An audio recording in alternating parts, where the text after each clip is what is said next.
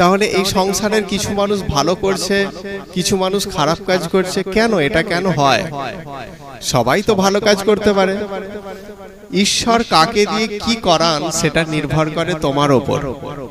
তোমাকে দিয়ে ঈশ্বর কি কাজ করাবেন, ভালো কাজ না খারাপ কাজ, সেটা নির্ভর করে তোমার নিজের ওপর।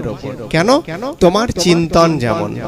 তুমি যদি খারাপ কাজ করতে চাও, ঈশ্বর তোমার মনের বাসনা পূরণ করবেন কিভাবে? তোমাকে খারাপ কাজ করিয়ে। আর যদি ভালো চিন্তা করো, তাহলে ঈশ্বর তোমার মধ্য দিয়েই ভালো কাজ করাবেন। হ্যাঁ, ঈশ্বরই সেটা করাবেন তোমার মধ্য দিয়ে, তোমাকে দিয়ে ভালো কাজ করাবেন। ঠিক যেমন ঈশ্বর ফুল দিয়ে কি করেন? জগৎ সাজান। ফুল আমরা তৈরি করি না, ঈশ্বরই সৃষ্টি করেন। এই ফুল দিয়ে জগৎকে সাজান তিনি সুন্দরভাবে। সূর্যকে দিয়ে কি করেন? সূর্যকে দিয়ে এই জগৎকে আলোকিত করেন। চাঁদকে দিয়ে কি করেন? তিনি স্নিগ্ধ করেন এই জগৎকে। তাহলে সবকিছু ভগবানই করছেন, কিন্তু তোমার মানসিকতা, তুমি কি করতে চাও সেটা নির্ভর করছে, তার উপর নির্ভর করছে ভগবান তোমাকে দিয়ে কি করাবেন। সেই জন্য সবসময় ভালো কিছু করার একটা চিন্তন করো, যার দ্বারা জগৎ কল্যাণ হবে এবং যার দ্বারা তোমারও কল্যাণ হবে। সেই রকম কিছু চিন্তন করো। পারবো কি না পারবো সেটা চিন্তা করো না, কারণ তোমার মনের সেই বাসনাটা যখন প্রবল হবে, তখন তার মধ্য থেকেই আবির্ভূত হবে একটা দিব্য শক্তি। সেই শক্তিই তোমাকে করাবেন, অর্থাৎ একটা ঐশ্বরিক শক্তি তোমার মধ্যে জাগরিত হবে, সেই শক্তিটাই তোমাকে করাবেন।